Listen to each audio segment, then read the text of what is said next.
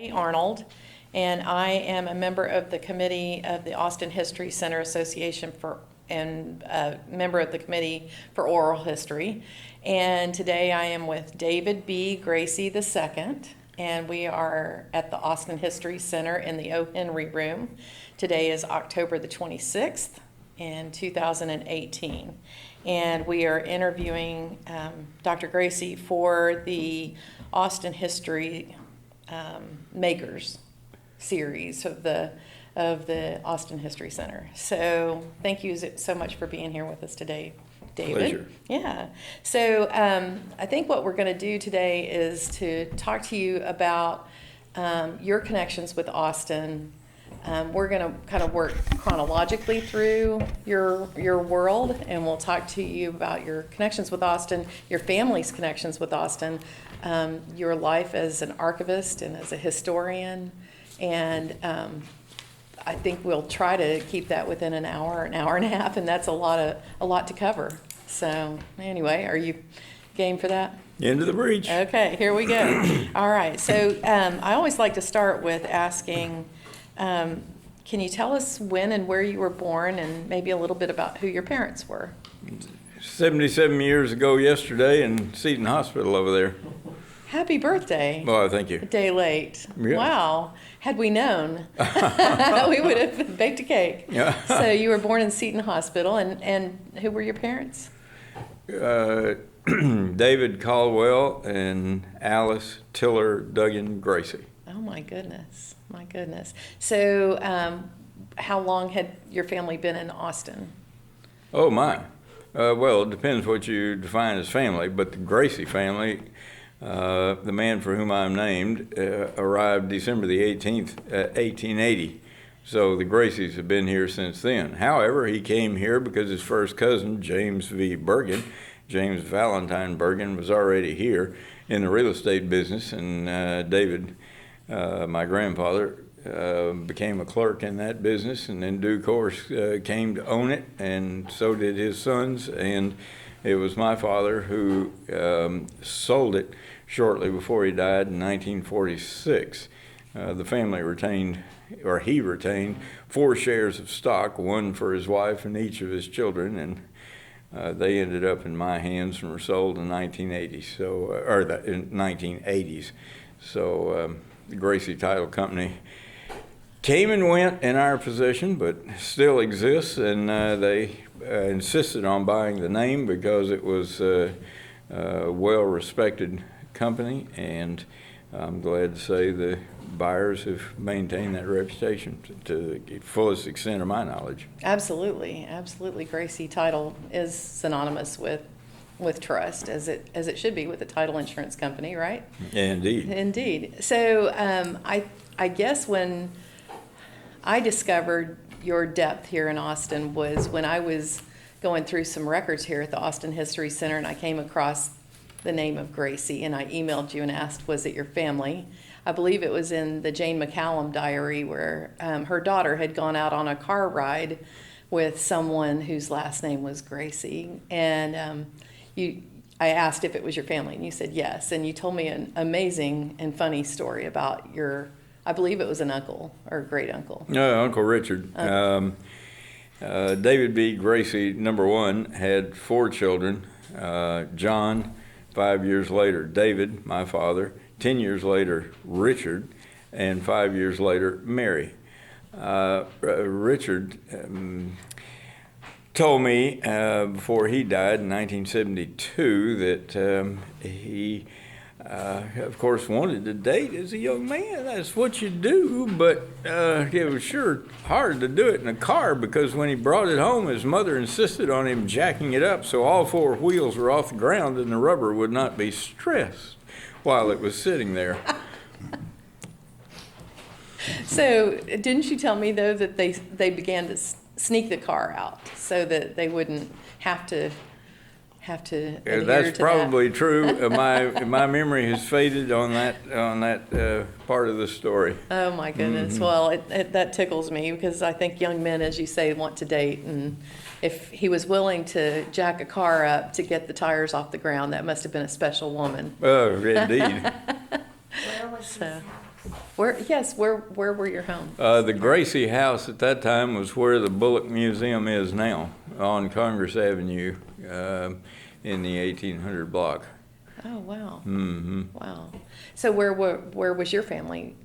Were you in that house too? Oh, no. That passed long before I came along. And my parents built a house on Cromwell Hill, which is still there at the intersection of Cromwell Hill and Hartford Road.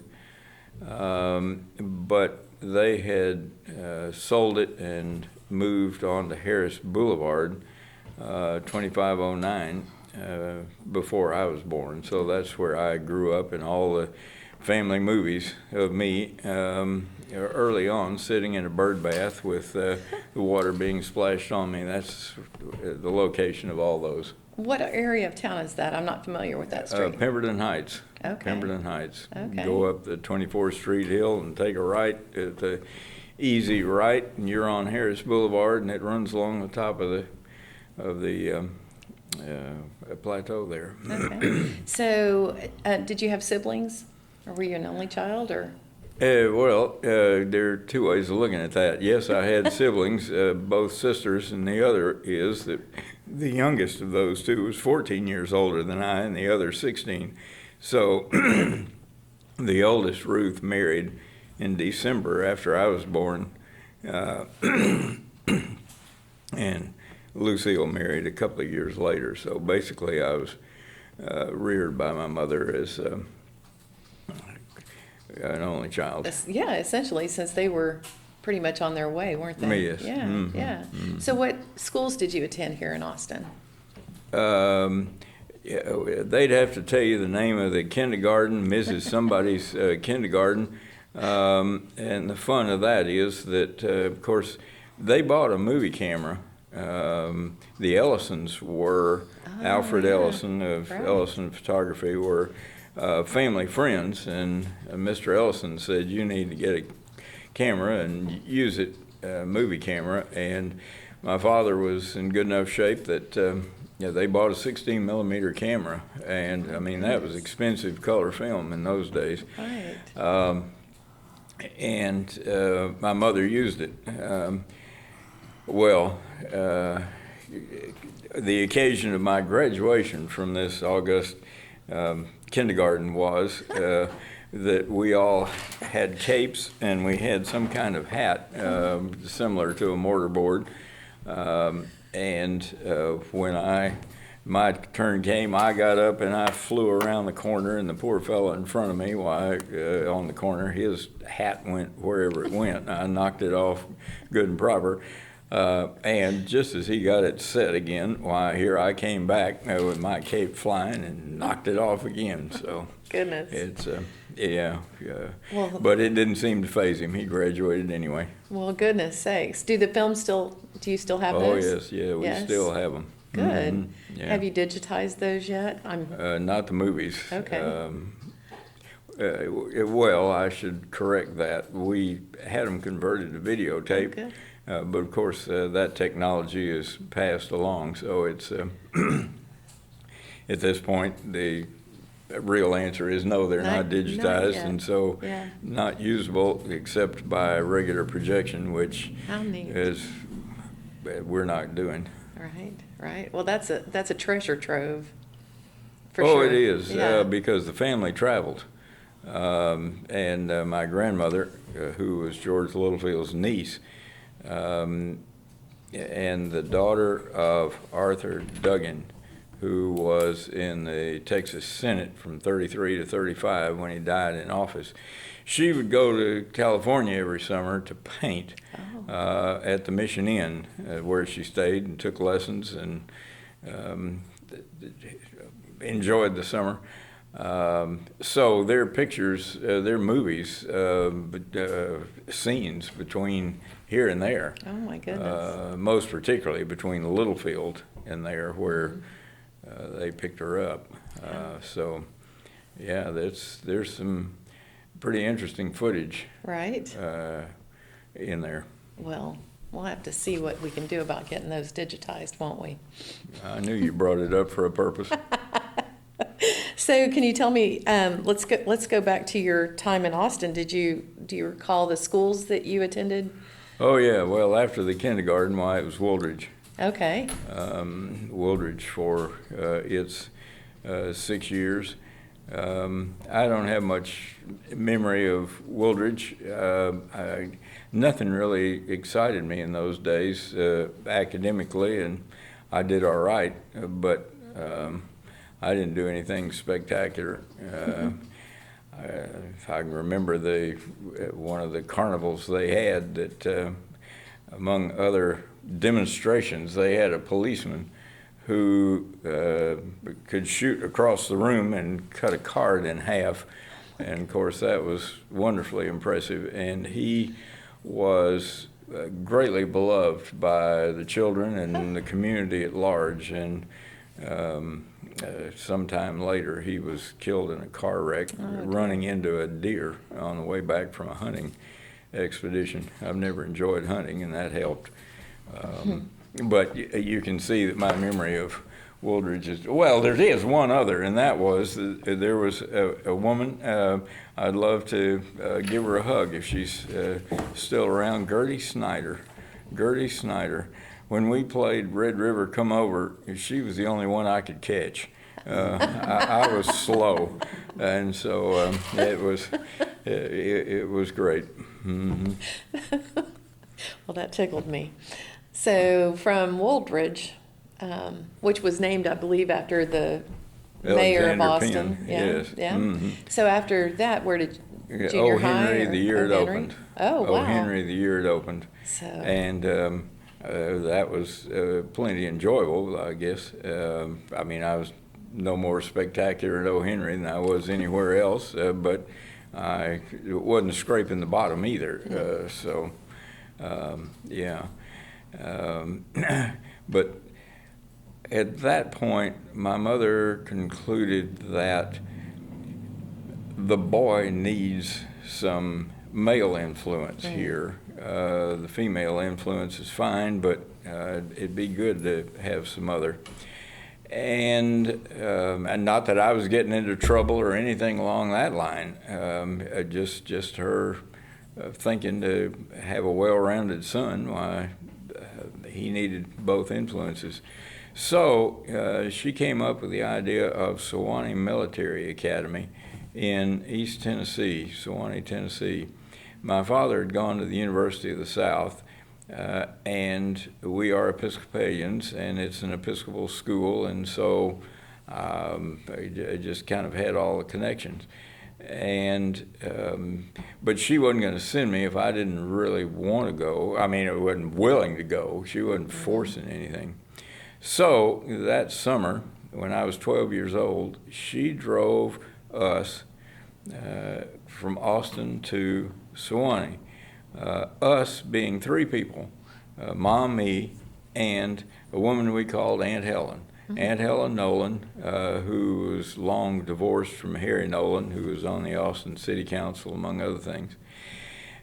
She taught Latin and English at O. Henry. She'd been at Allen Junior High before that, greatly beloved.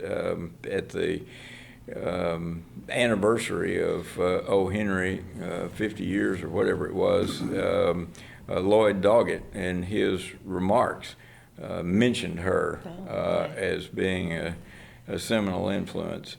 So Aunt Helen Nolan, she was a Duggan. She was a generation ahead of my mother, but only a couple of years.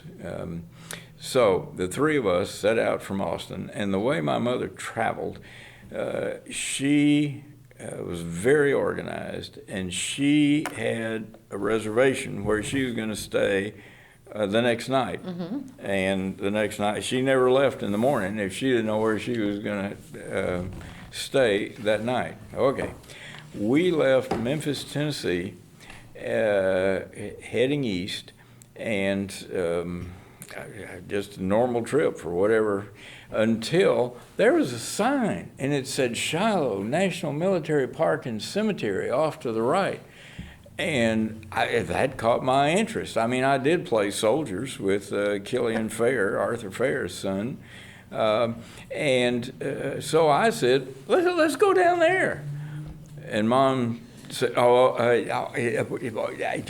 we certainly ought, we'll do that on the way back. We have to get to, certainly, on the way back. At which point Aunt Helen turned to her and said, "Oh, Alice, humor the boy." And well, at that point, there's nothing Mom could do but go. So she went down there. I was not a reader. I say, nothing excited me, but whatever it was about Shiloh, I became fascinated, absolutely fascinated. I was standing on ground where history had occurred. I'd never known I'd done that before. And of course, soldiers, why, there was something about that. Littlefield served there, and I think Mom knew it. I don't remember that part, whether we really paid any attention to that at that point. But I became absolutely fascinated, so fascinated that when we got to the park headquarters, I bought the book. My mother was floored. The boy has bought something to read. And furthermore, I didn't ask her for money. I spent my own money. She was floored twice. And I read that guidebook on the way to Sewanee. That's where my interest in history, and from there, interest in archives began. That side trip that, if it weren't for Aunt Helen, we never would have done. So. Oh my goodness. It was. I did go to Sewanee. I spent 5 years there. I still wear the ring. Actually, it means that much to me. The 8th grade group was a set of boys off to the side. I mean, SMA admitted 8th through 12th grade. The 8th graders were so young by comparison that we were kind of off to the side. But then the 9th and 10th grade year, at the end of the 10th grade year, I said to Mom, I think I've enjoyed all this I care to enjoy. And she said, yeah, well, that may be what you think now, but you have laid your foundation. And you need to go back and reap the benefit of that. And I did, and those last 2 years were really quite incredible. So, like I say, I still wear the ring. The whole experience means that much to me. So, Sewanee Military Academy is where I graduated from high school, and then the history professor there, Charles Slick, had graduated from Washington and Lee in Virginia, and I admired him so much and enjoyed his teaching so much that I thought Washington and Lee would be a nice place to go. And she said, man, if you found a hard place to get to in Sewanee, as if I'd been the one that found it, try Lexington, Virginia. Well, in the end, I came to UT Austin, and of course was well served by that, by coming here. So my BA and MA are from here. I took all the history that it was possible to take. At graduation with my BA, why they called out people who graduated in history with honors, and what do you have to do to be honors? Well, there's a program you have to get into. I'd never heard of that, so such was life. But I took every history course there was, and then for my master's, why. The first course I took was colonial history under Michael Hall, and the way things were organized at that time, I don't know whether it's the history department or the university, but they had what they call a conference course, and so the very first course you took and the very last course you took, basically you got a double grade for doing just one course. Wow. So here I took colonial history from Michael Hall, and I never quite understood what was going on in there. I made a C, or he gave me a C, but he was generous in the conference course and didn't give me a C in that. And I never made less than a C after that. I mean, less than an A after that through the master's as well as the doctoral work at Texas Tech. Well, before we go further, and I want to ask a lot of questions about your graduate work and, of course, what followed that, but I want to go back to SMA. Mm-hmm. I want to ask you, are you still in contact with any of the alumni that you met there? Yes and no. I've gone back for reunions and enjoyed being with them. I'm not in active contact with any of them. I probably should be, but I just was curious. Well, no. Working on the Littlefield book, I dropped an awful lot of things I needed to do or should have been doing in order to get that done. Because as you'll read in the acknowledgments, I credit the person who had the greatest influence on me writing that book was my mother, beginning with that Shiloh trip. Did you tell me at one time, though, and I want to talk about your book and I want to talk about Littlefield, but I seem to remember you told me that you were in search one time of a history paper that you had to write. I thought it was in elementary school, the very first time that your mother suggested you write a history paper. Am I remembering wrong? What you're probably remembering is the paper I wrote on refrigeration in oh, that's it. in the American history required course at UT under David Van Tassel. And he liked it so much. In addition to the A, he wrote on there, "You're going to be a historian if you're not careful," or something to that effect. And you did not heed his warning. Appreciated that. Clearly. Yeah. Mm-hmm. Okay, so when you came in the summers when you attended SMA, did you come home or did you stay in Tennessee?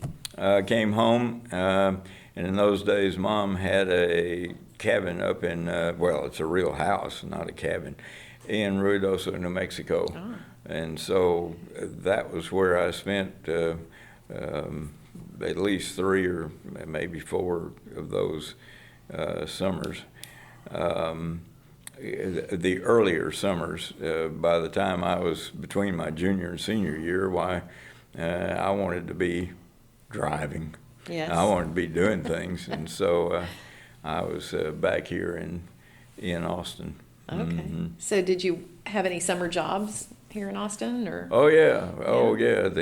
My first summer job was at UT Press, probably through a connection of my mother, though I don't remember how it came about. And at UT Press at that time was in a grand old house up on the hill where the LBJ Library is now. And they assigned me one, I think I worked in mailing and whatever else, but they did assign me one job to go over to the Texas State Historical Association in what's now Battle Hall and run the addressograph plates to print envelopes for a mailing. And I went over and they explained, now you do it this way so that these come out in the order we want them to come out in. I got you.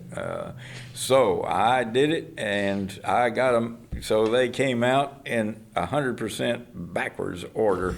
I never was assigned any such intellectual undertaking by UT Press after that. And do you remember about what year that was? It would have been 58, Okay. Summer of 58. Yeah. Mm-hmm. So little did they know that you had done that, and years later name you a fellow of their organization. Yeah, that's true, and so I've in not spite of brought it that- up either.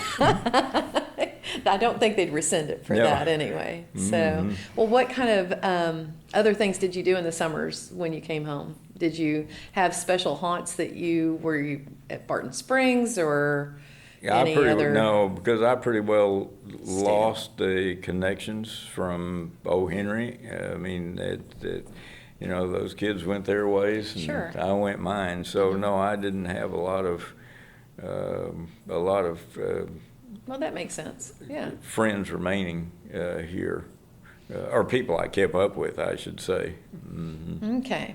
So what kind of car were you driving? You said you wanted to drive. She had a 57 Ford, whatever the top of the line was. 2-door hardtop, black and white. And Fairlane. thank Fairlane? you. Yeah. And the license plate was AE57.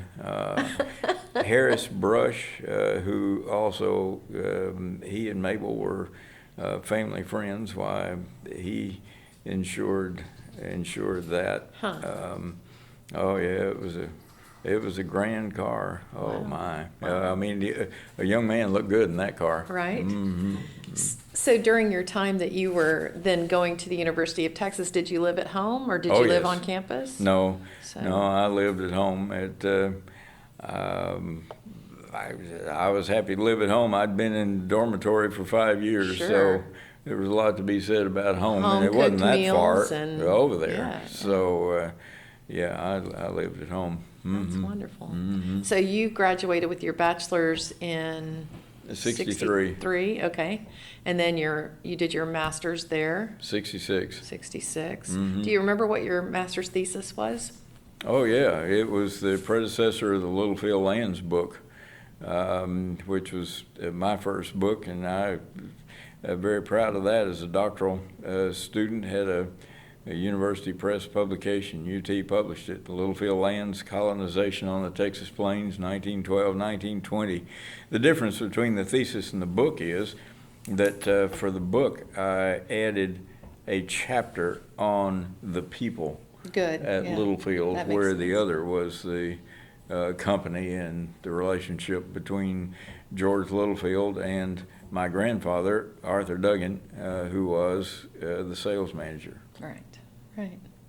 So at that time, or I don't know how to ask this. I'm gonna take a stab at it, and Felicia can edit it to make me sound brilliant when she's transcribing the. I'm glad she's on our team. I know. So, were you always aware of Littlefield's influence? Were you always aware of being a part of that family? Was that always something that made a part of your fiber or a part of your story? That's a good question. In terms of memory of it, I didn't really. It was a couple of years after I started at SMA that I became aware of it, or really paid attention to it. In 1863, July, the Terry Rangers, the 8th Texas Cavalry, of which Littlefield was the company commander, in its retreat from Tennessee, did go up the mountain and through Sewanee and on. So I was aware of that connection. I was certainly aware of the Civil War and Of course. wrote a piece Right. on in which I included a mini ball that had been dug up there. So the Civil War became more of an interest in Littlefield. That Littlefield was in it. Right. Well, Added some, I guess. When you were at the university, were you aware of the home that George and Alice lived in and built for their nieces and nephews to live in while they were at the university?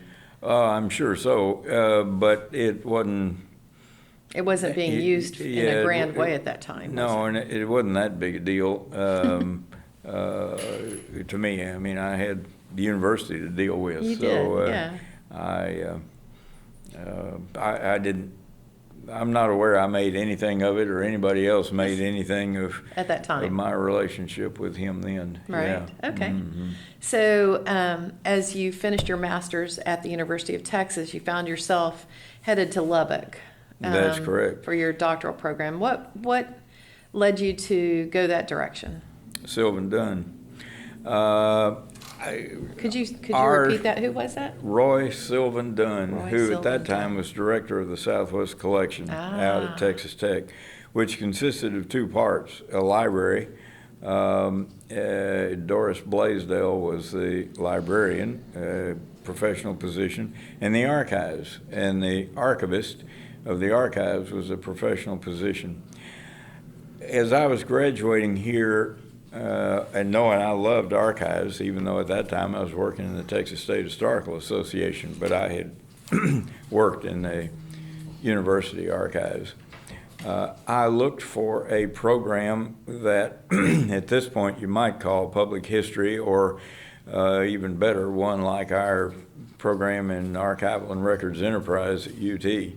And there was only one that existed, and it was at the University of Wisconsin. But it was in remission. None of it was being offered. It was on the books, but it wasn't being offered.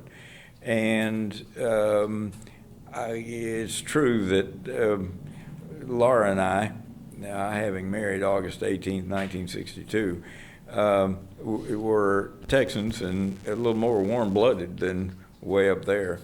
So it was kind of convenient that it didn't work out if something else came along. And what else came along was Sylvan.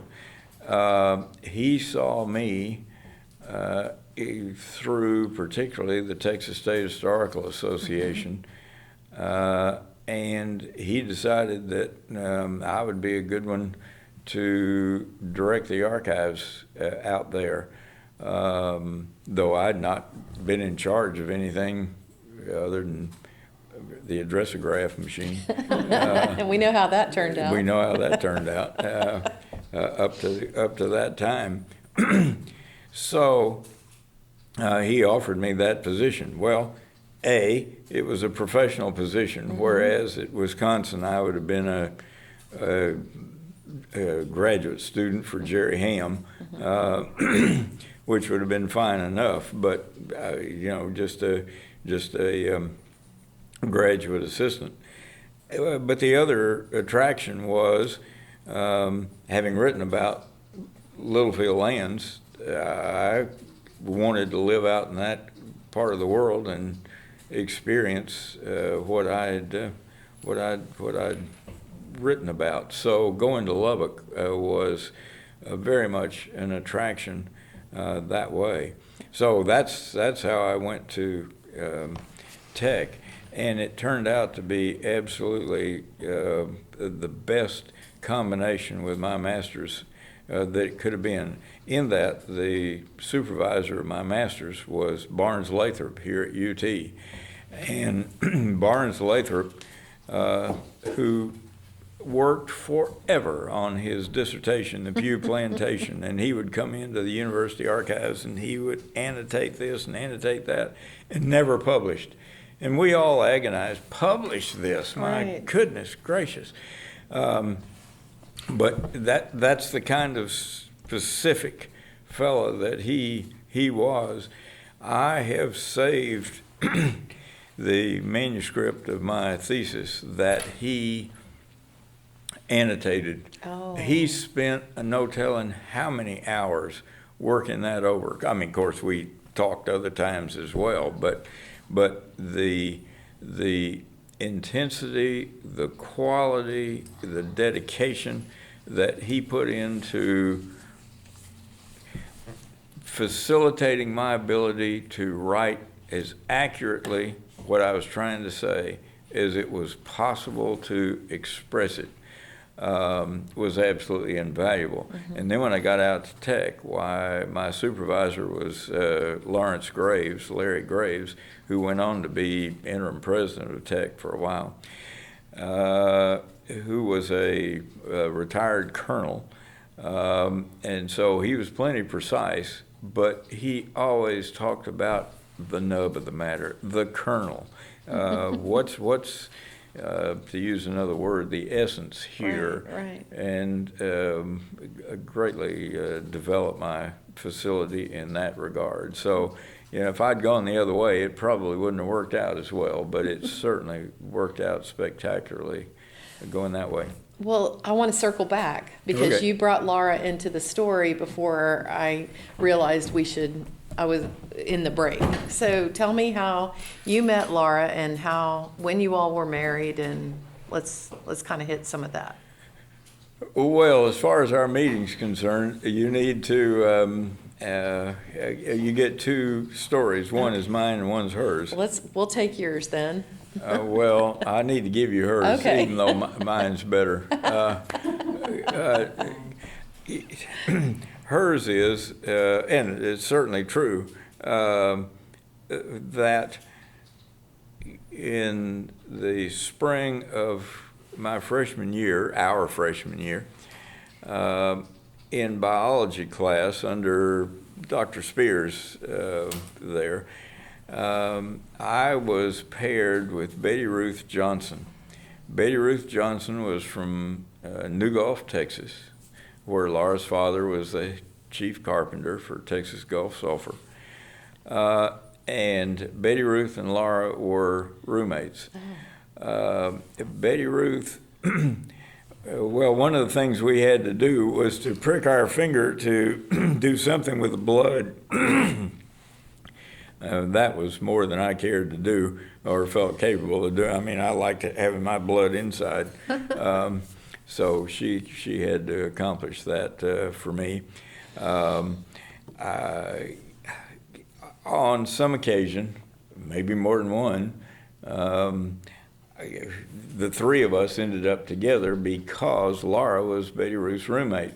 Laura was from outside of Iego, Texas, down in Wharton County. What was her maiden name? Laura Lee, Baade. In German, you'd pronounce it Bada. It had been anglicized to body. Okay, thank you. Yes. And they were roommates in Littlefield, interestingly enough, Littlefield Dormitory. And she says that's where we met, and that's probably true, but for whatever reason, that spring, why, that didn't register as it might have. Now, my story. At the beginning of the sophomore year, fraternities and sororities would pair up for blind dates for people to get to know each other, and I was a member of Tau Kappa Epsilon, and she was a member of Alpha Omicron Pi.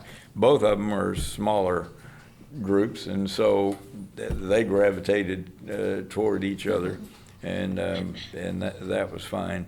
Well, early on in this period before classes began and the two groups were getting together, the Teeks went over to the A.O. Pi house, and I just saw across the room, there she is. That is a magnificent woman. I want to meet that woman. Of course, it didn't work out for me to meet her at that time because she was a date for Steve Sullins, and Steve Sullins,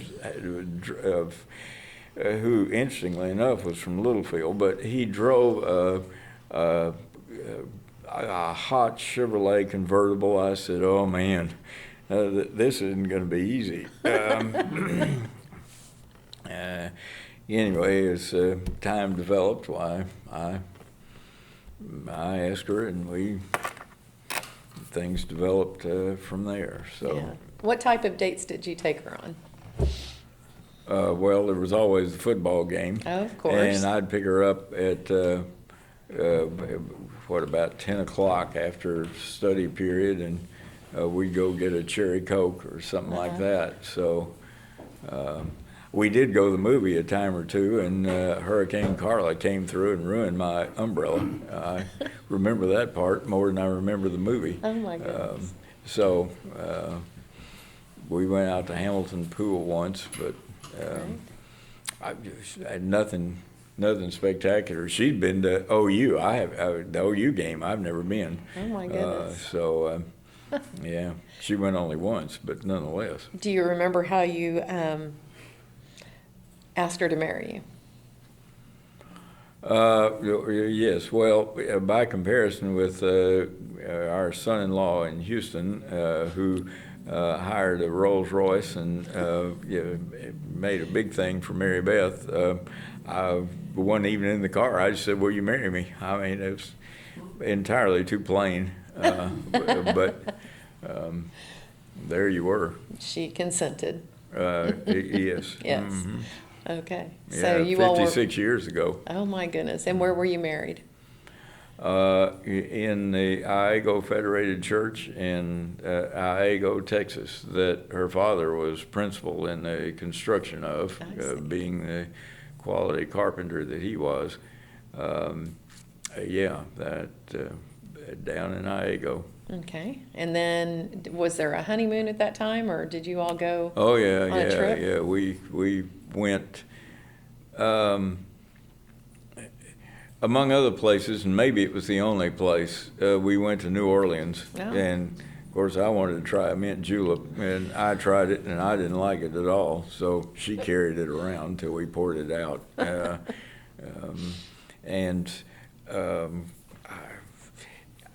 We have never been ones to just travel, and so we cut the honeymoon short and came home. Came on home. Yeah, right. All right. Mhm. So you mentioned Mary Beth. Can you tell me about your children? How many children you all had, and when about they were born?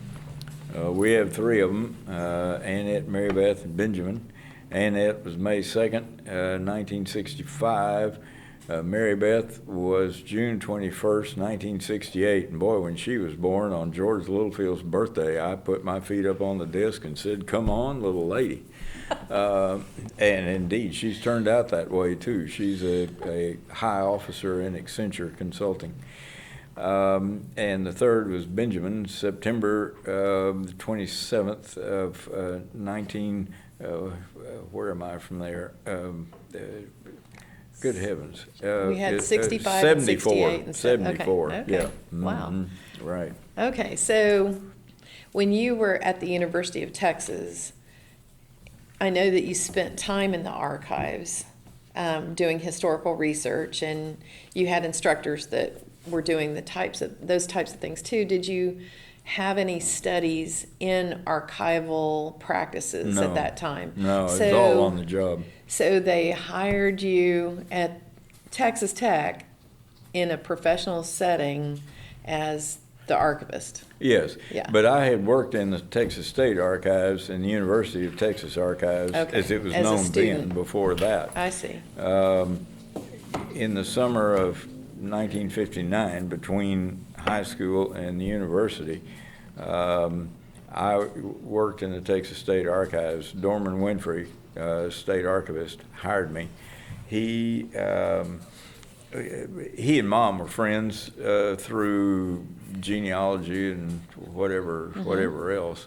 And that is her genealogical research in the state archives, but nonetheless.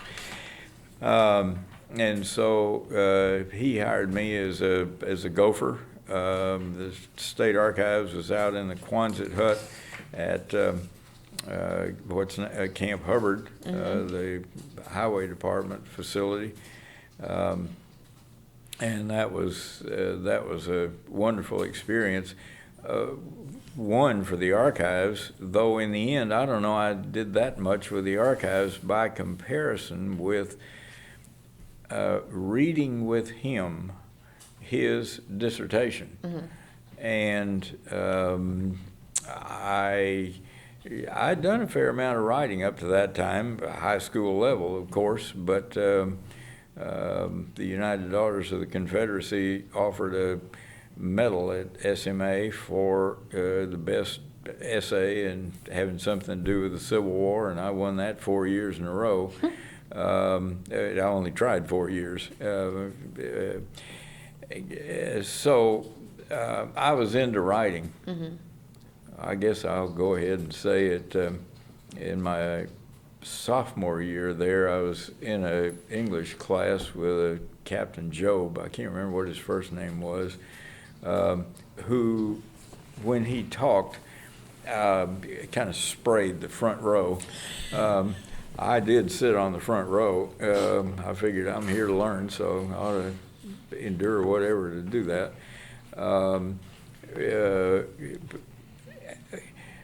But he asked us as the first assignment, as an ungraded assignment, to write a paragraph, just so he'd get a sense of how people wrote. Mm-hmm.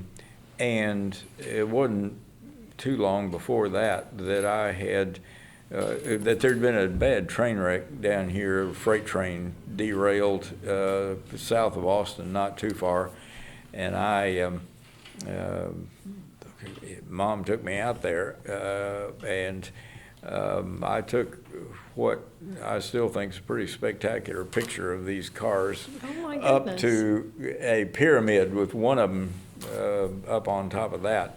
It was sticking up, and I wrote my paragraph describing that scene, including using the word shroud of dust over it all. And Captain Job said, wow, that's a fantastic paragraph, and held it up to the class. There's a paragraph. And I begged him, give me a grade, will you? Yeah, he didn't, not for that anyway. So I'd been into writing. I was enjoying writing. And however Winfrey found that out, he had me read his dissertation with him, checking spellings and, copy editing and whatever else. So I spent a fair amount of time doing that. And then he said, okay, well, if you're good at that, why don't you work on the Texas Indian Papers? So you'll see I'm credited on volume 3 of the Texas Indian Papers. Just getting everything in order and printed and the galleys corrected. Well, now I'm going to have to go dig out my volume 3 because I do have that collection. Good heavens. Yes. Yeah, well, I will. I bought them at a TSHA silent auction. Uh-huh. So, Mm-hmm. okay, so let's go back to it's Texas a good Tech. set, very It is. unarchival, but I mean, just pulling documents from here, there, and yonder Right, had right. to do with Indians. Right. Oh, my. Well, let's go back to Texas Tech. So you were the archivist and you worked on your doctoral program there, right? Mm-hmm. What was your dissertation when you were? George Washington Littlefield, a biography in business. And that was in the early 70s? 71, I graduated. 71. Mm-hmm. Okay. Spring of 71. So you were doing research on him and writing about him even then? Oh, yeah. So, Well, yeah, I'd gotten yeah. started, of Yeah. course, with With your Littlefield master's, Lands. yeah. And the Littlefield Lands, as I indicate in the acknowledgments of that book,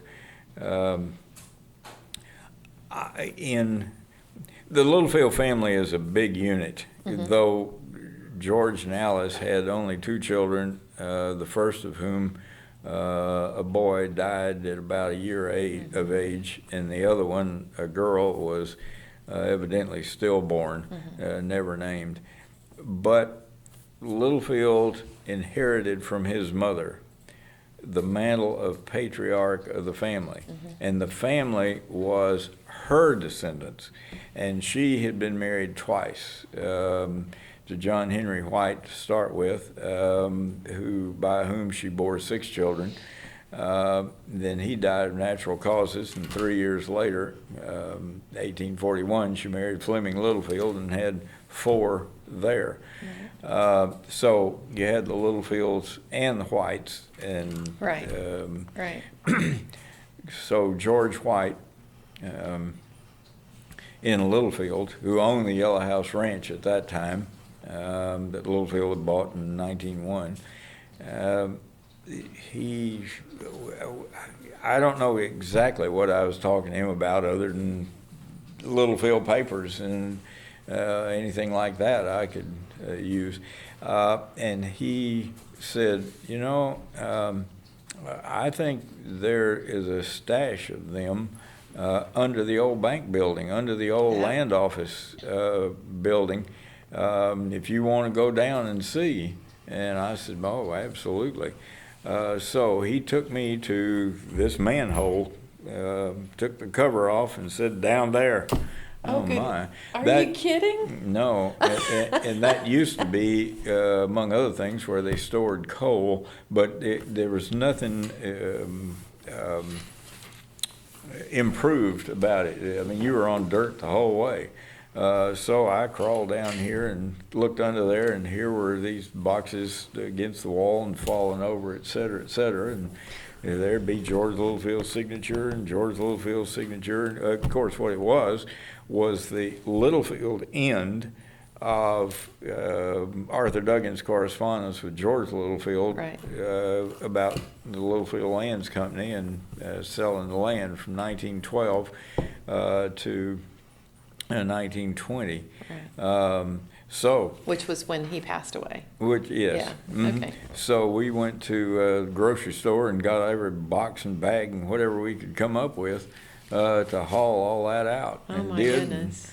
And, brought it home and organized it, and that was the basis of my thesis. So here I was in Austin writing on papers I'd gotten from Littlefield, the town of Littlefield. And then on my doctorate, I was out in Littlefield and writing the principal archives for which was the Littlefield papers, the George Littlefield papers here in Austin. Right.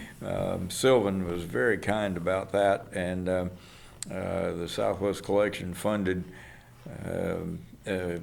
microfilming, 16 millimeter microfilm of all of the Littlefield papers here. And so, needless to say, that was incredibly helpful. I should say about the Littlefield papers here, for that matter,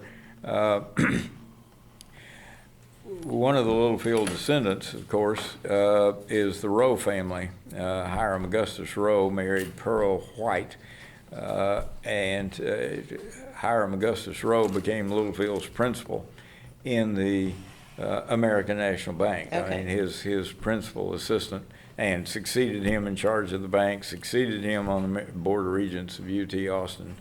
In 1964, the bank was still in Rowe hands. Ed Rhodes Littlefield Rowe was the president, and William Augustus Rowe was a vice president, and they were brothers. And I had occasion to talk with E.R.L. Rowe, and I don't remember just what brought us together or the topic or whatever, other than asking in general, what do you have about Littlefield? And he said, yeah, we have Littlefield papers. I'll show you.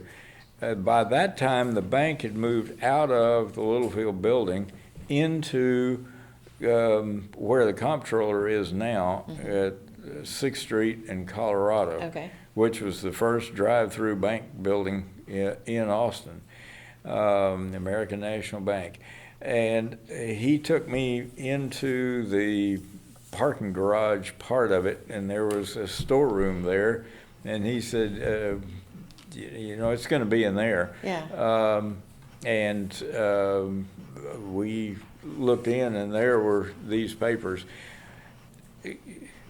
And so I spent a good deal of time taking them out, organizing them as best I understood at that point, in light of the archival stricture that you keep things ordered the way they are. Right. Now, when you look at the work, why the young archivist kind of wish he did that.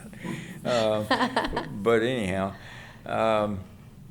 and so there were what survived of Littlefield's papers from the goodness, move out of from the bank. the Littlefield building. Yeah. That's right. That's Wow. right. So I already had some knowledge of them, and Right.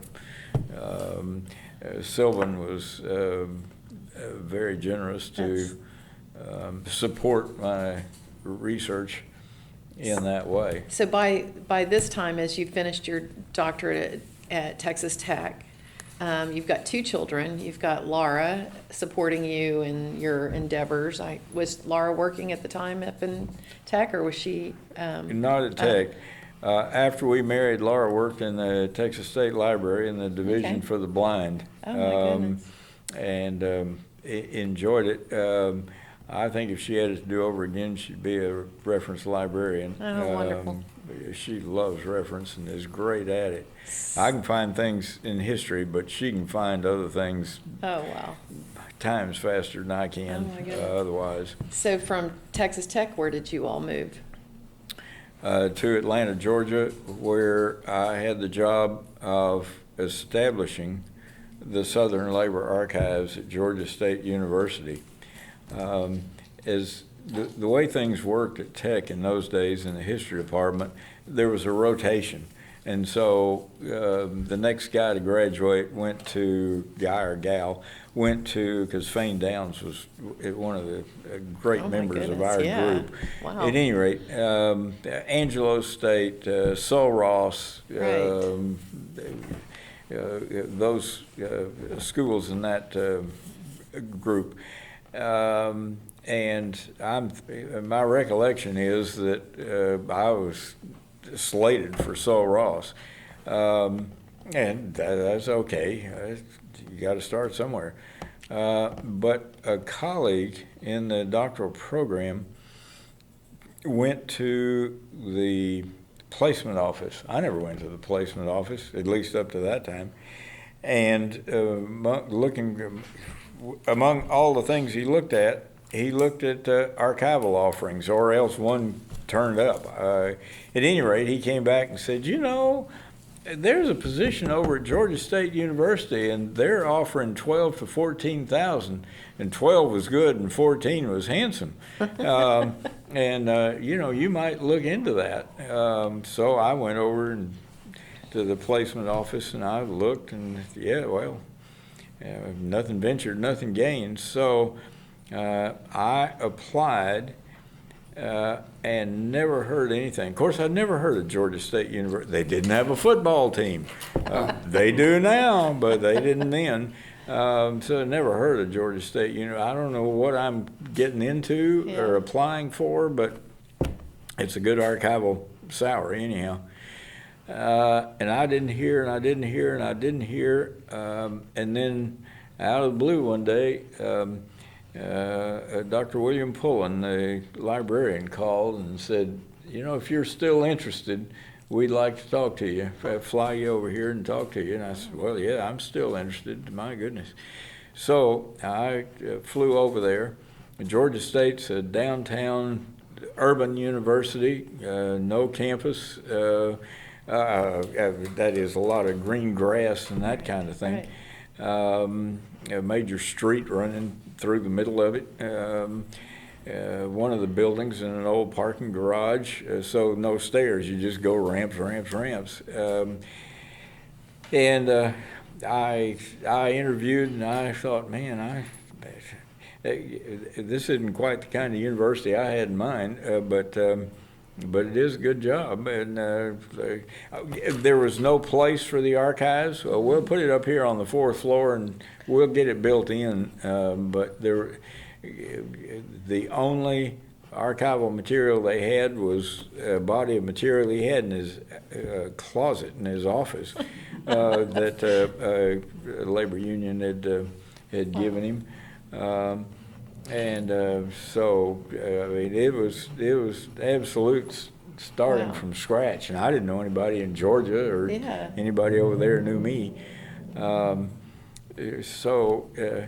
But on the last day, or the second day of this 2-day interview, Dr. Pullen kind of stopped and looked at me and said,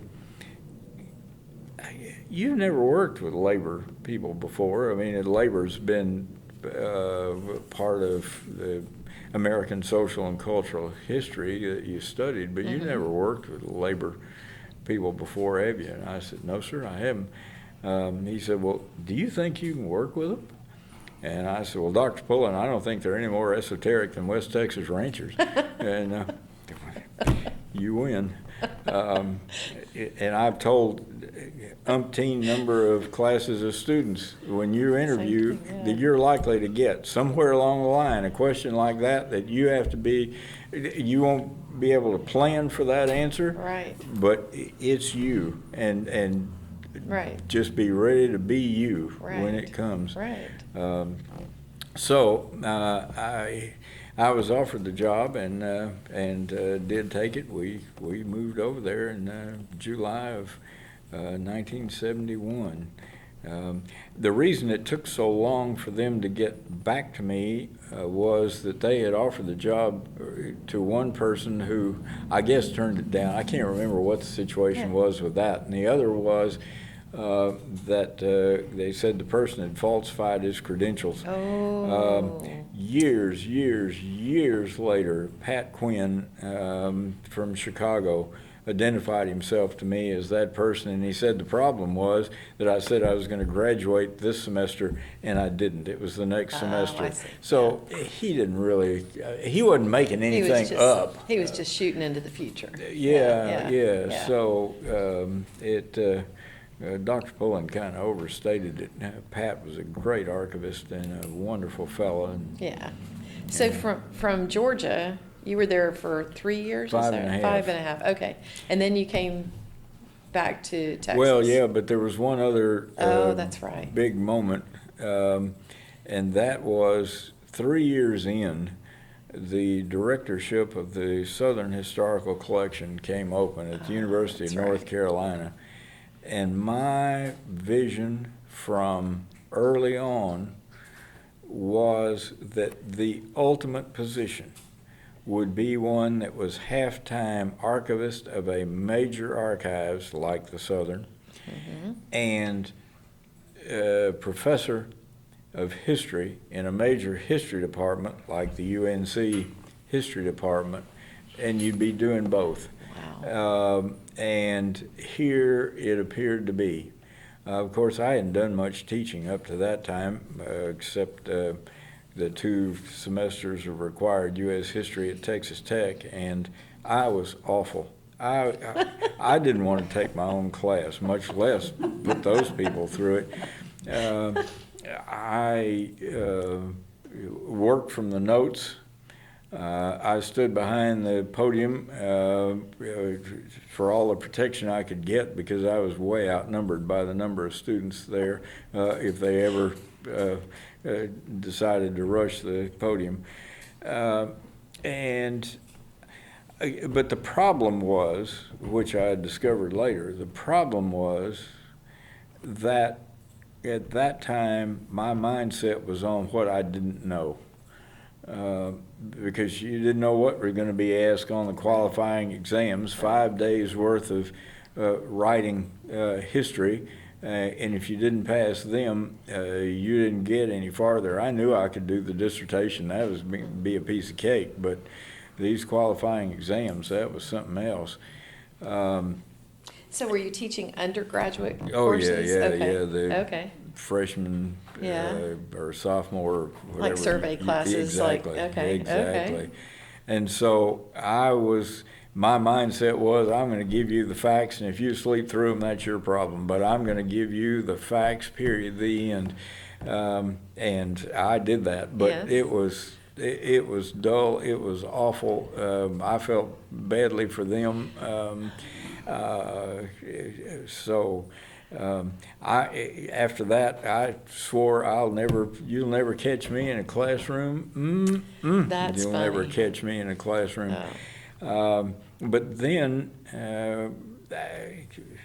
after I got started at Georgia State, SAA came along and said, why don't you do a workshop for us? And So at that point, I knew that I knew all that they needed to know for what they had come for, and I also knew what was coming next. Let's say what SAA was for the record. Society of American Archivists. Right. Okay. Yeah.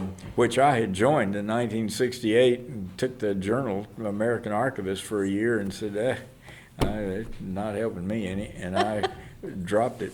But of course, when I was hired as an archivist at full-time at Georgia State, why I joined and have been a member, of course, ever since. Right. Well, anyhow, teaching a workshop, I knew way more than I needed to know, and I didn't have to work from notes. I knew it because I lived it and worked it. So I was much freer, and I enjoyed it, and they seemed to enjoy it. I kept getting asked back.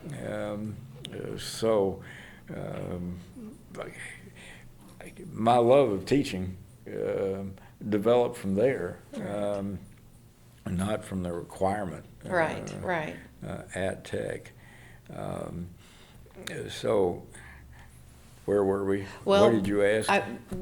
You went from North Carolina then to the Texas. North Carolina deal. Yeah. As I went through the 2 days of interviews, I was just very conscious of how the two departments were treated. On the first day, I was with the archivists, H.G. Jones and his staff, and they were supposed to have, for lunch, a table over in a corner of the cafeteria. And so we all went through the line and got our food and headed for the table, but the table was taken. So we just had to find some place and sat and had a fine conversation. I enjoyed being with them, and the food was good enough, and blah, blah, blah. The next day with the history department, we were in a private room with tablecloth, with waiters bringing the food. Oh my goodness. I said, whoa, this isn't very even here. Of course not. And then I was offered the job at $20,000, which from 14 to 20 in 3 years wasn't too bad.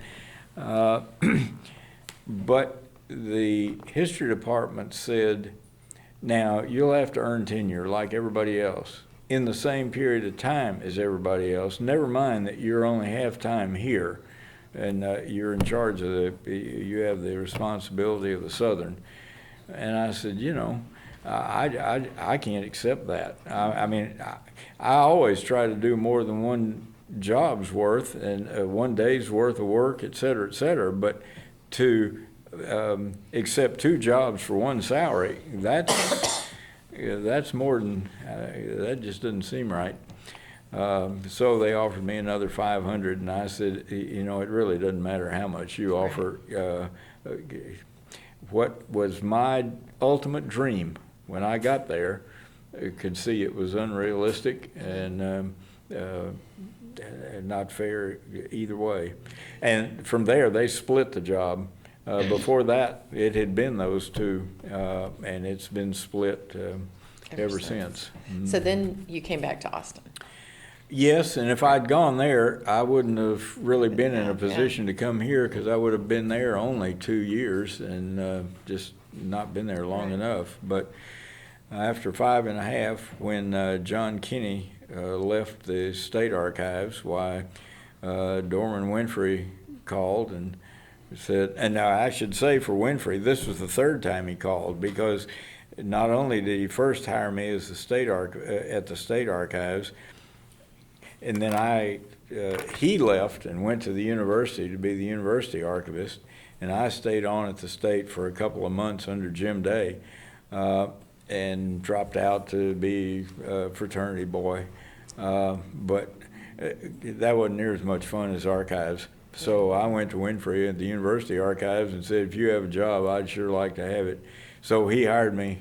At the university? At the university archives. So I worked there for 1.5 years, and then I had enough interaction with the Texas State Historical Association. They said, well, why don't you come up here and work for a while and So I did that, and as an editorial assistant on the Southwestern Historical Quarterly with Alwyn Barr, and of course under H. Bailey Carroll as the director, who had done some interviewing of Phelps White, who was Littlefield's nephew and a principal ranching partner, and so there was he was interested in the Littlefield connection too. So I was up there 3 years, and then off to Tech. About 3 years in at Tech, and no, I guess it was 68. Winfrey got in touch and said, "How would you like to come be the state archivist?" And I said, well, it'd be fine on the one hand, but on the other, if I leave Tech now and I go down there, I'll never finish this doctorate, because I'll get involved in being the state archivist, and it's a long way from the people here and the classes, et cetera, et cetera.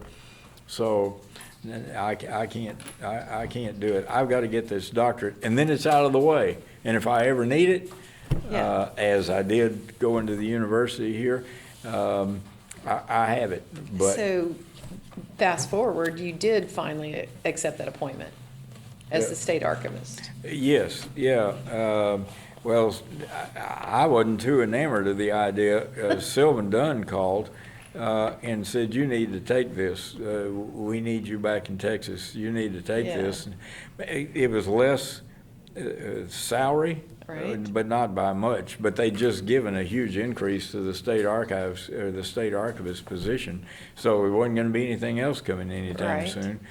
And the vacation was less, so there wasn't a lot of incentive that way. But it was one of only 50 such positions, and I said, "Well, there's something to be said for that." Right.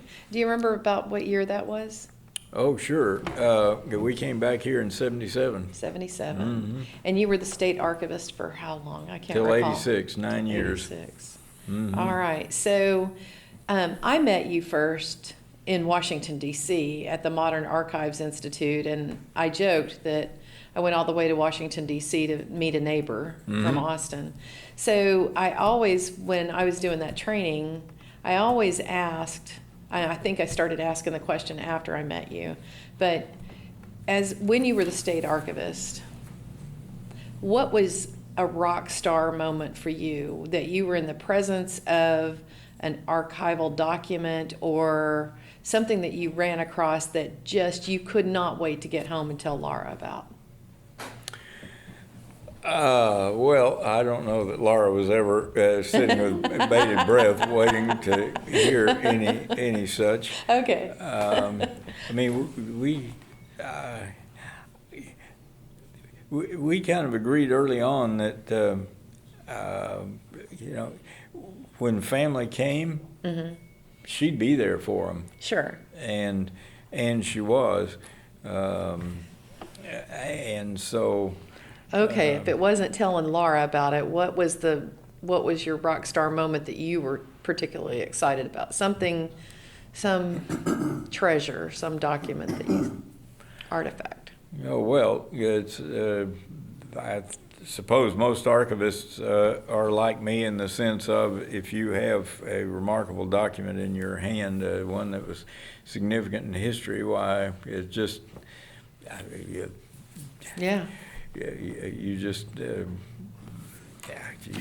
feel it. So you have countless rock star moments then. That's likely true, though the Travis letter from the Alamo is pretty darn spectacular. Do you mean to sit here and tell me that you've handled that? Well, not exactly. You've been in its presence. Yeah, in its presence, but I've had an effect on it. In that, it had been housed to go to Fair Park for the Texas sesquicentennial. So it wasn't sitting around as an individual document, I mean, in a folder or whatever. But it had been on display in the State Library and Archives building from the day that building opened, if not before, with the lights on 24 hours a day. And that document was a nice cream color on, or yellowish color on one side, and a very faded white on the other.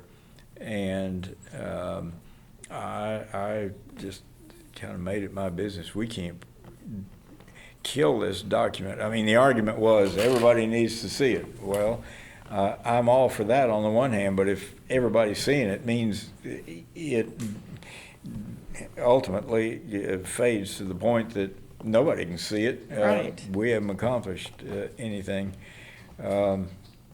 So and the exhibits there had not been changed again since the opening day. So I made it my business to make the foyer more interesting and change the exhibits.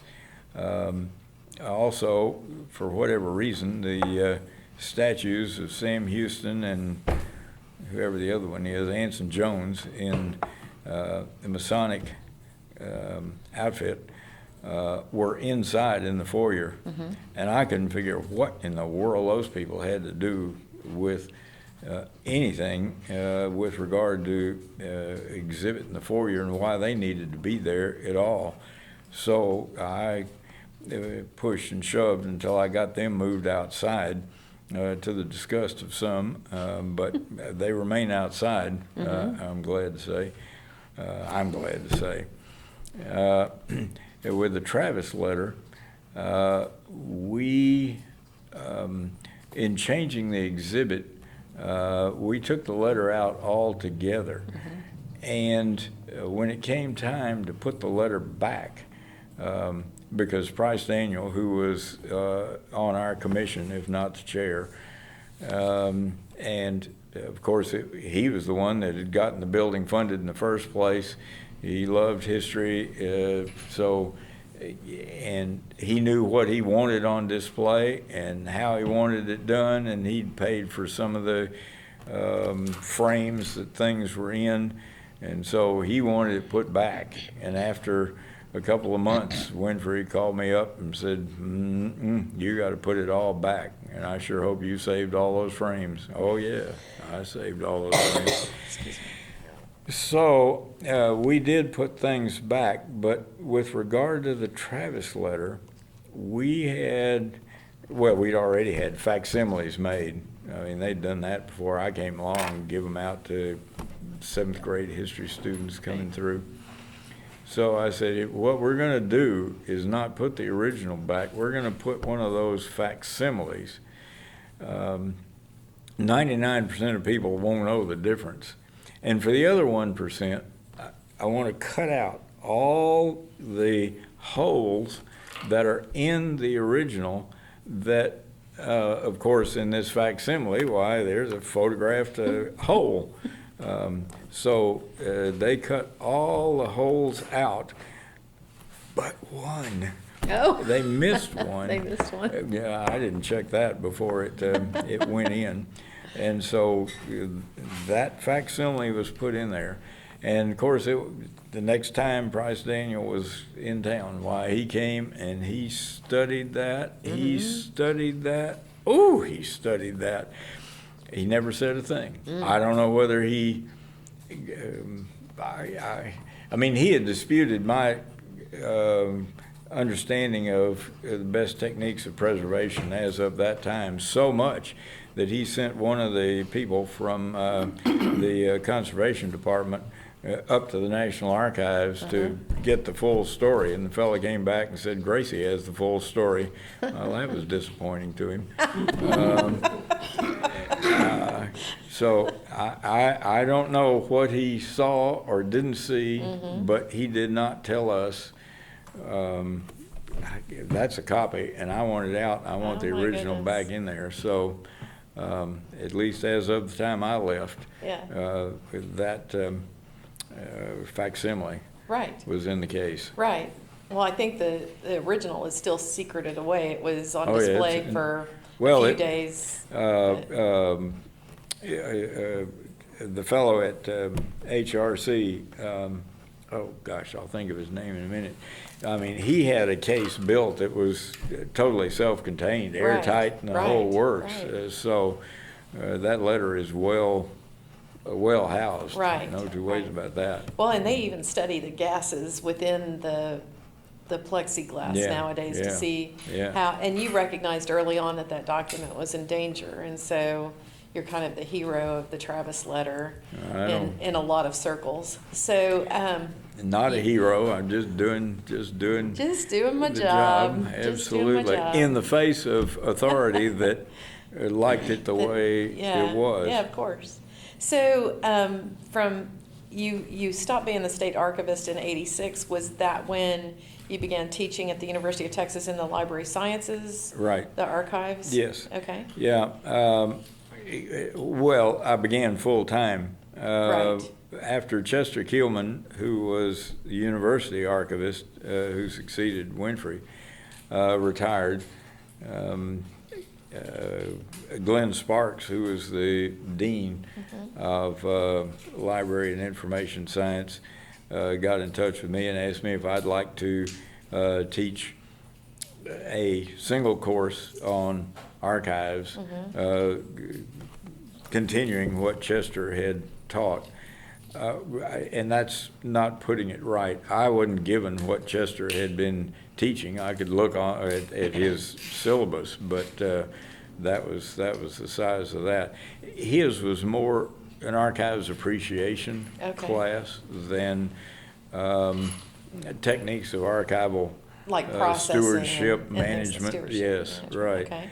So in that regard, I didn't teach Chester's class, but I said to Dean Sparks, A, I would like to, B, that's a lot of work for one class, you know. I'd sure like to have some encouragement from the perspective of we'll bring you back to do it again. He said, well, the university doesn't allow me to do that on the one hand, but on the other, I can tell you that if it goes well, why, you're the guy. Right. So I said, okay, I'll take that chance. So I taught, for 6 years, adjunct, before I signed on full-time. Now, the full-time thing, gosh, there's a story to everything. It's kind of fun, actually, to look back on it all. When I came back to be state archivist, I had in mind that if the person of the state archivist is eligible to be either a son or daughter of the Republic of Texas, the person ought to do that.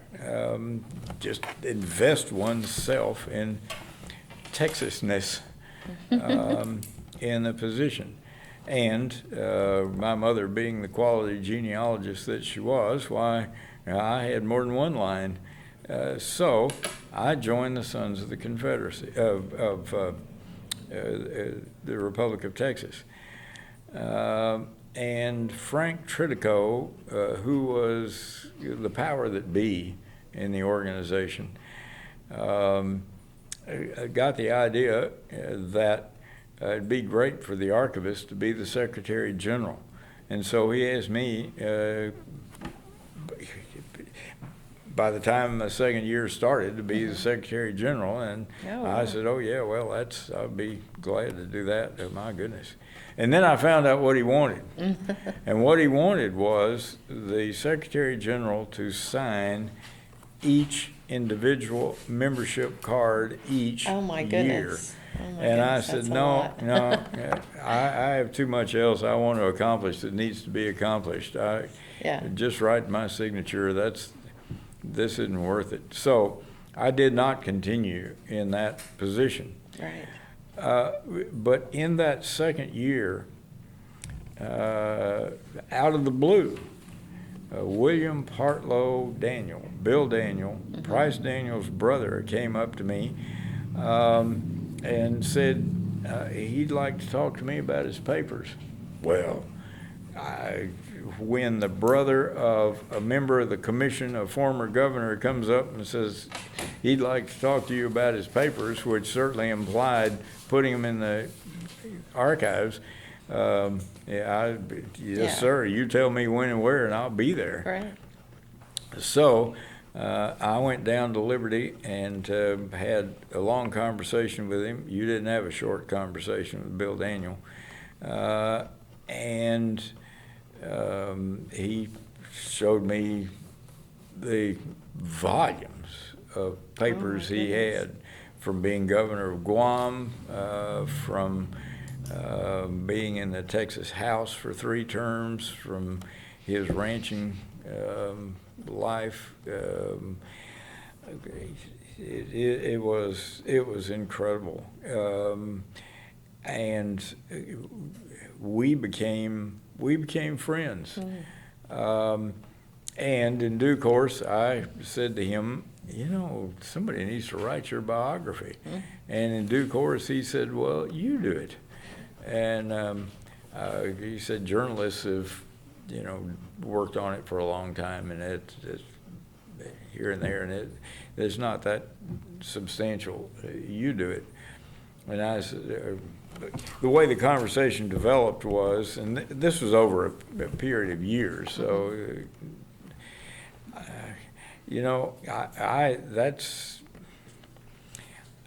I'm not in a position to do it as state archivist, with an 8-to-5 job, and doing this at night, though I'm certainly happy to do that at night, but you proceed at only so expeditious a pace. But also working under your brother, even though I don't work directly under him. But Price Daniel, he got out of sorts with me in a hurry, or fairly soon. Not only over the preservation matter, but he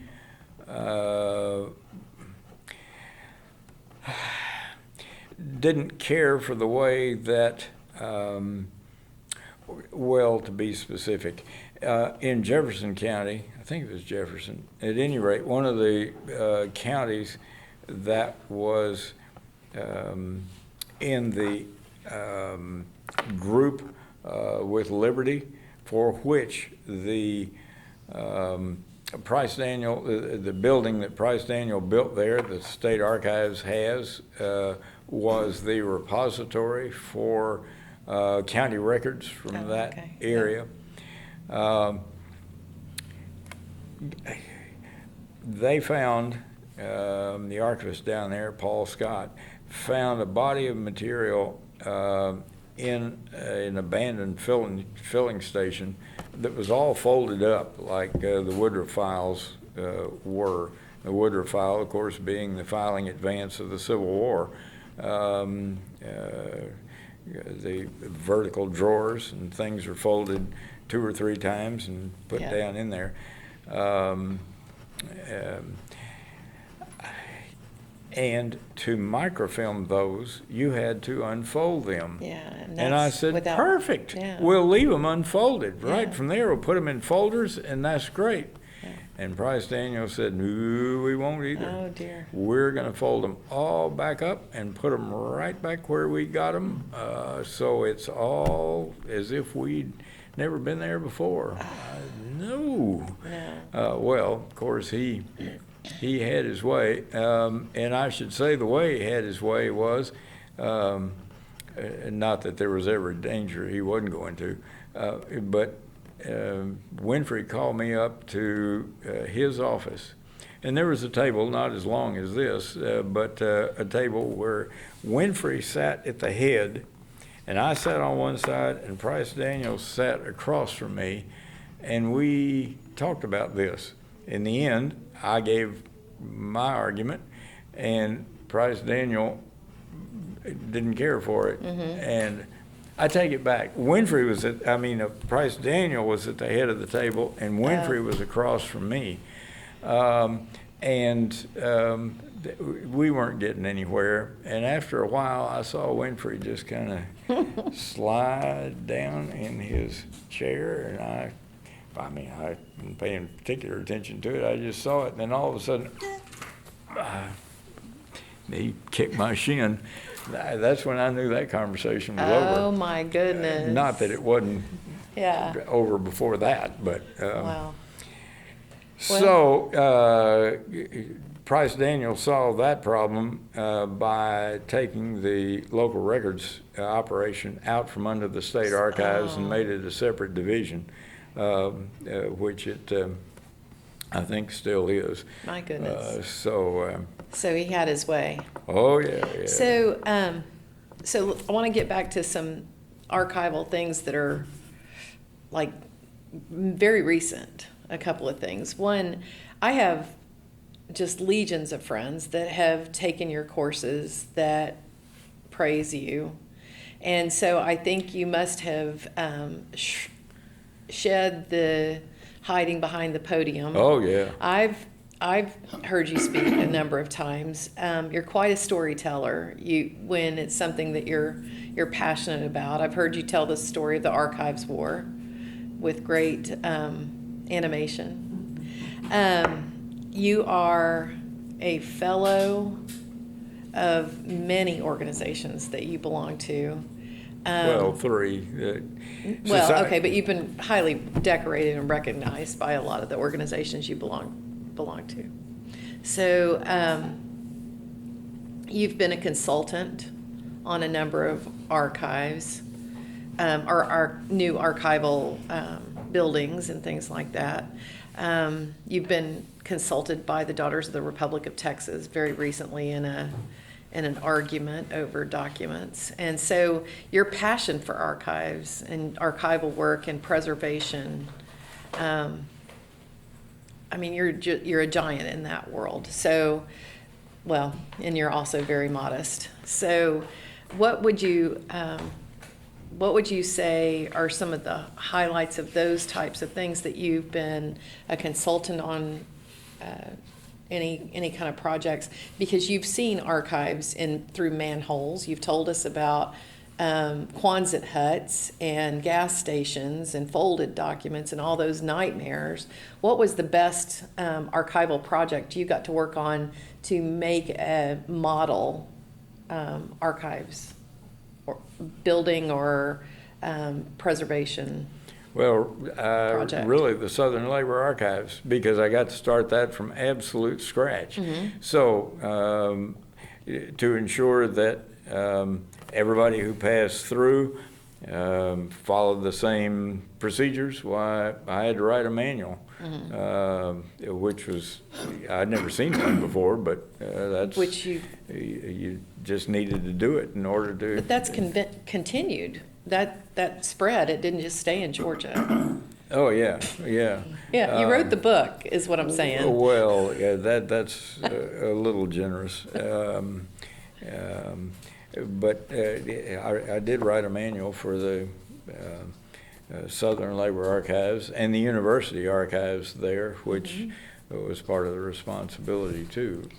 So the opportunity to start an archives, to do your absolute dead level best, to organize it, to run it, was just an experience second to none, because you weren't dealing with any legacy matter. Right, you got to come in and do it your way. Yeah. So I also know that you consulted and helped design the History Center in Dybal, Texas, where the temple papers are kept, and you had the luxury of being able to help spend some money on that and help and direct or make suggestions about how that was built. And yeah, that's true. And of course, the beauty of that one was that by that time I was teaching at UT, so mm-hmm. we engaged a class, at least one, and took the students over there, and they participated in it. I like to think that's a strength of the teaching with regard to archives that I did, was engaging students in the academics of it and the practice of it. So it wasn't just one or another. Right. And one of the things that I found really, I mean, when you were talking about the difference between the archives when you went to visit North Carolina and how they were treated, the archival department, and what their standard was and the history standard.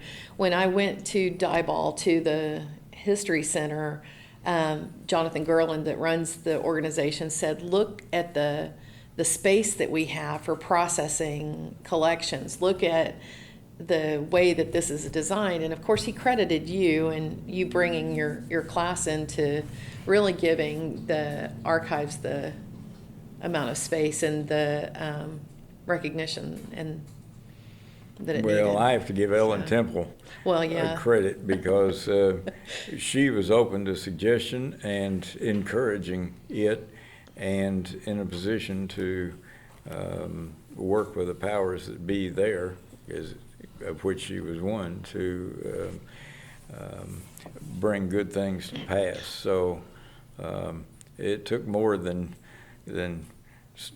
pontificating, this is how it ought to be done. Well, she took your recommendations well, I think. Yeah. So it's a beautiful facility. So in more recent times, just I think it was within the last 2 years or so, when you were consulted by the Daughters of the Republic of Texas, as to the archives were the most recent one in San Antonio. Yeah, nothing makes me prouder than that, to tell you the truth. What the situation was the legislature took operation of the Alamo away from the Daughters of the Republic of Texas. The archives and library that the Daughters had built was on the grounds of the Alamo. The General Land Office was given charge of the Alamo, and it claimed it was all called the Library of the Daughters, but what they were angling for was the archives. Mm-hmm. The Daughters at first hired a local fellow to prepare a document they could use to refute the dispute, anyway, the General Land Office claim of ownership. And the document the person prepared was a mechanical document that described how they did things, but it didn't give you any basis for arguing ownership. Can I Sure. stop you for a second? I wanted to make sure that we get on record what their collection is, what types of documents and where they've gotten those documents, the Daughters. Yeah. The collection started, the archives started in about 1943, and there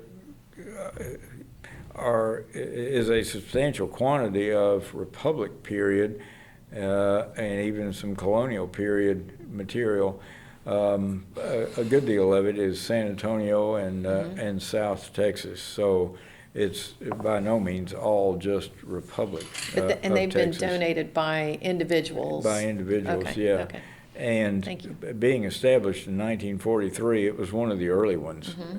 So that, of course, is a reason they gathered more broadly than just what Right. you would think with Okay. the Republic of Texas Thank you. title, yes.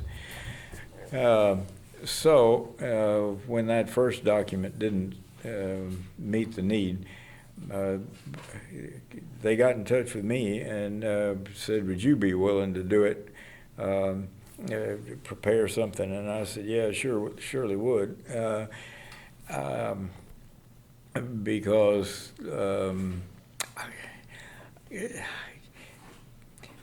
from what I knew of the removal of the Alamo from the Daughters, it seemed to me to be the wrong thing happening for the wrong reason. Not that they were perfect, who is, but that it was more a political thing than it was something based on substantial appreciation of the situation. Anyhow, what the daughters were up against was a document that the Land Office Auditing Department prepared that used statistics to argue that at best the daughters owned no more than 10%, that they could prove ownership of no more than 10% of what they had, and the majority of it then, if they couldn't prove ownership beyond a shadow of a doubt, belonged to the state. If they didn't own it beyond a shadow of a doubt, and the Alamo belonged to the state, then this belonged to the state. Well,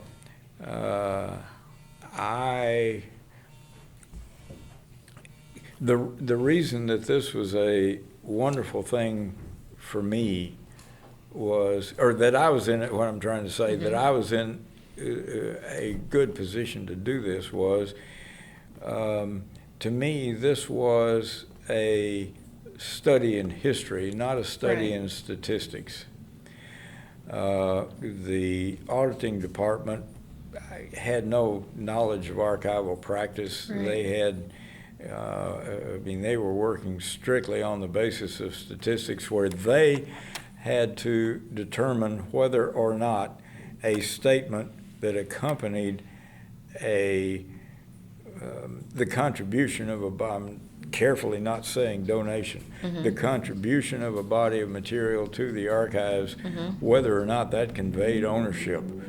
They were deciding that.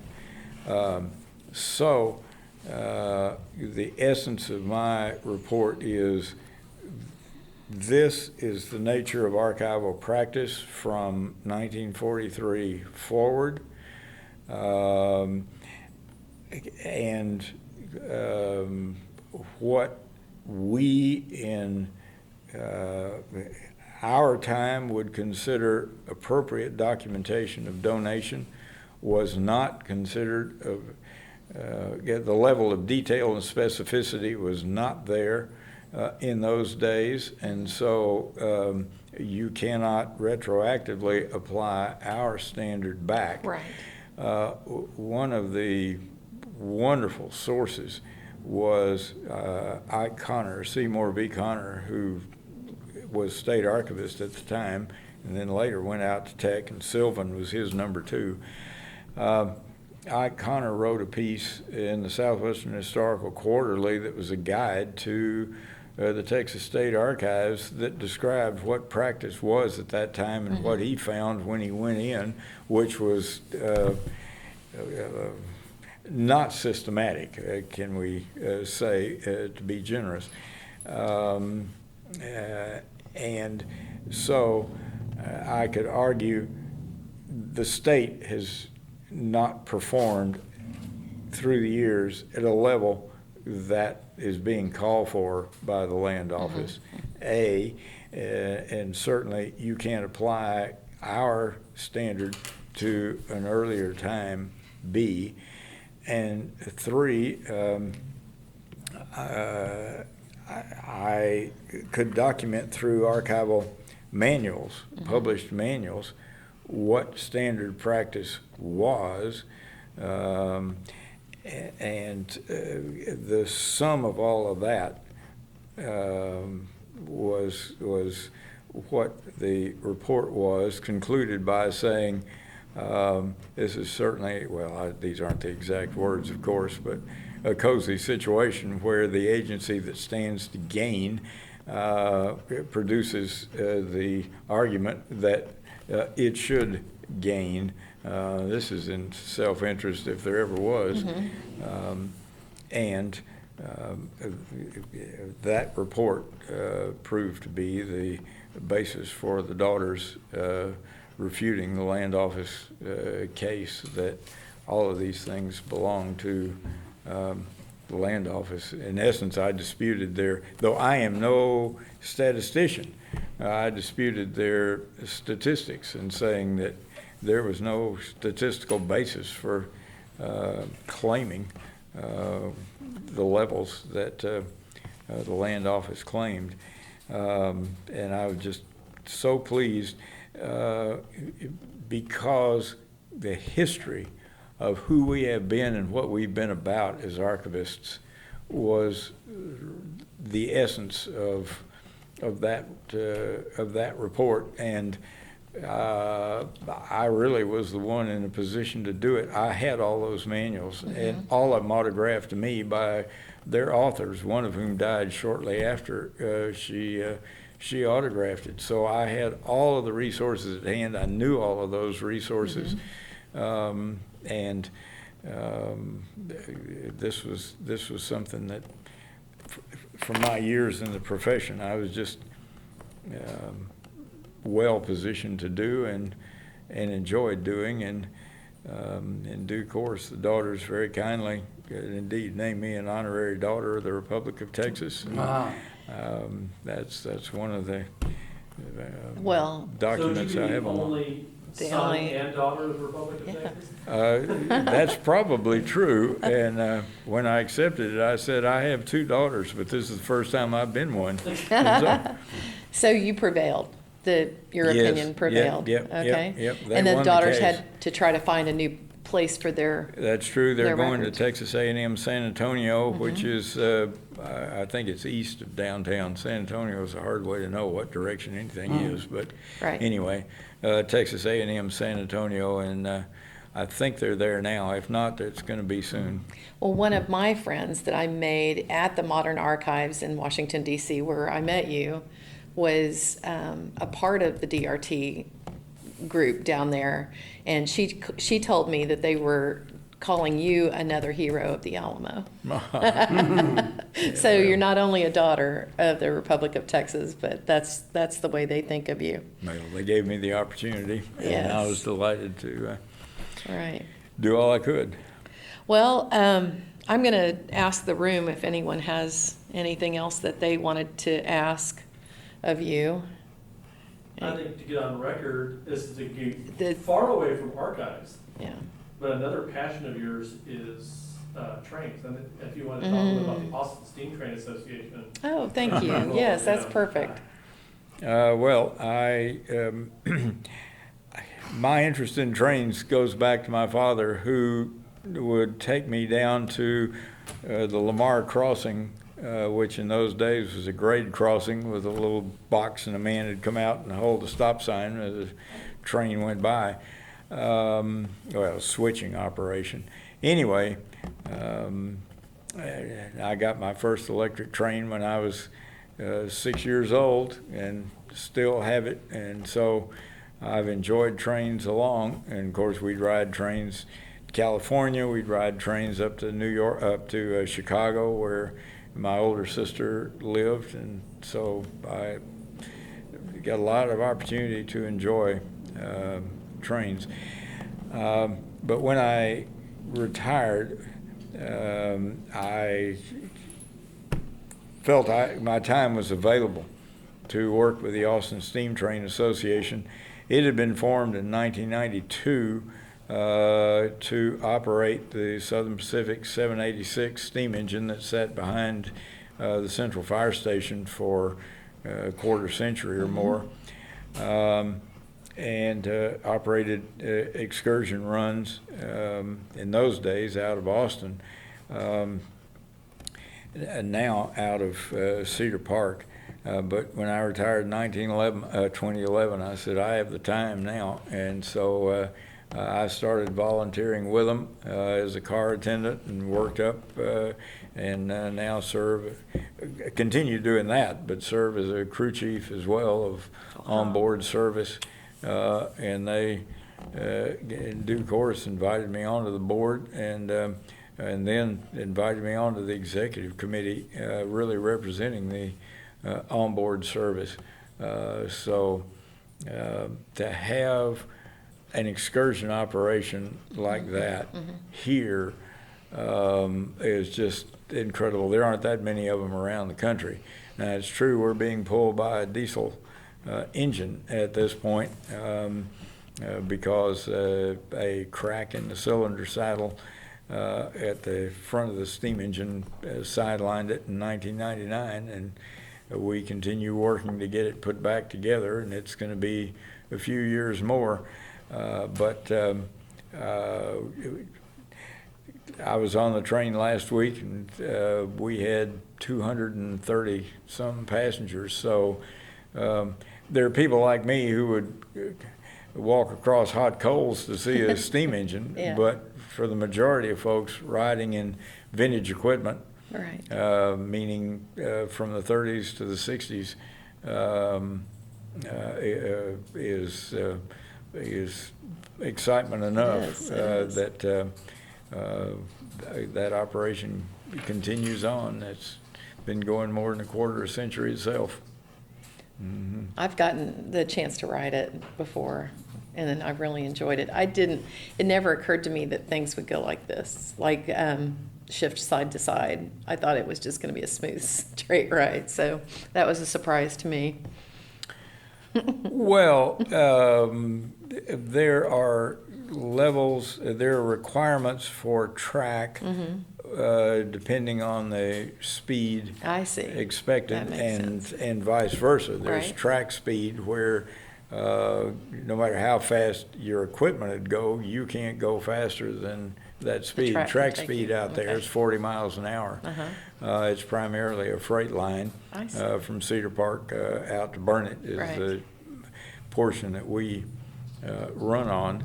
So if you were to ride a passenger train between El Paso and Los Angeles, when you pass, and you're coming this way, going east, when your night run through particularly New Mexico, it is as smooth as it can be, but that's track is laid to about 80 miles an hour I or see. more. That makes sense. So it is more level, more perfect.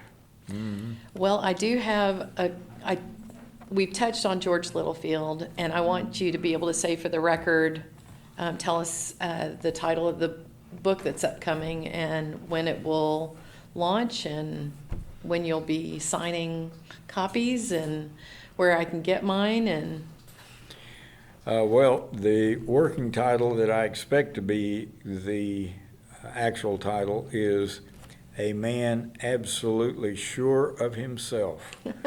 Texan George Washington Littlefield, 1842 to 1920. The title is the words of John Lomax, Okay, who was that not makes necessarily sense. a friend No, of Littlefield. I was going to say they were not No, always, yeah. but he was very accurate in that characterization, even if That's he meant true. it negatively, and Littlefield would have taken it positively.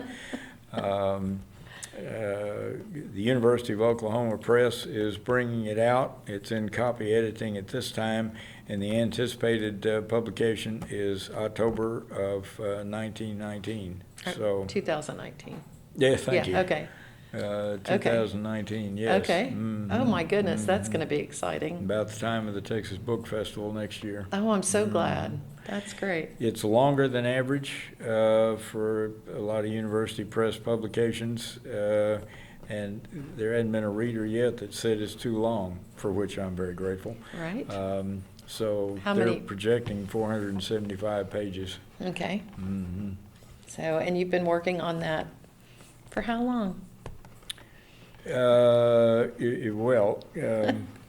You could say, since I was a sophomore in high school, Right. in that was the first time that I did anything organized about George Littlefield. I organized a tour of Kentucky, Tennessee, and Georgia that my mother drove over during spring break, and we followed that route to the locations where Littlefield had been principally engaged. And I've been working on him off and on since then. One of the UDC Medal essays, my first article on him was with Danger and Honor on his Civil War career, and that was published when I was a junior at UT in Texana. And, you know, I've been working off and on, thesis, dissertation, about 15 articles on either him or people closely associated with him or events with which he was very closely associated. But I began the writing of this book in 2011 after I retired. So, 7 years writing this piece. Well, you must be proud that it's off to the press, and yes and no. It's fun to work on. You're getting your life back. You don't know what to do with yourself, do you? There's the problem. Yeah. Mike, you think we could find something for him to do at the Austin History Center? Oh dear. Oh dear. Yeah. But Littlefield will be with me all along. There are always Right. more family members to meet. I make myself available to UT to give any tour of the Littlefield home that they're called on to give. So I think I'm in line for that one, aren't I? I think hope I'm so. still in line for that. Yep. So, well, do you have anything else that you would like to add for our history interview here? It's been a great life. It's been a great career. I have lived the American dream. I had no background in. There was nobody in my family who was involved with archives, so it's what I was able to do. People recognized I was able to do and gave me the opportunity to do, it's opportunities opened. It's been absolutely fantastic. And the idea that I spent 29 years full-time in the classroom after vowing I'd never set foot in one, after teaching those survey courses, is always amazes me. Right, and with changes in technology and everything, the craft of archiving is shifting a lot, changing a lot. So Well, in that there's regard, old and new. the relationship with history is, and the average graduate of our school now at UT Austin does not have a history background, and they would not be positioned really to write the piece for the DRT. I mean, they could work until they finally got there, certainly. I'm not suggesting that there's nobody else who could have done it. But that's not the direction that graduates of the school go at this point. And so that's another reason that writing that for the DRT, I just take a special pride in. I Right. was just in the right, I had the right background to do it. Right, with dual backgrounds of history and archives. Yes. Yeah. Mm-hmm. All right, Mm-hmm. all right. Well, I'm glad you did that. Well, you're very kind. Thank you so much for allowing us to take your oral history. I'm sure we could have done this for another 8 hours, but I appreciate you giving the time to allow us to do this. I don't know anybody who doesn't like talking about themselves. I thank you for the opportunity. All right, well, thank you, David. Thank you. Do you have anything else? No?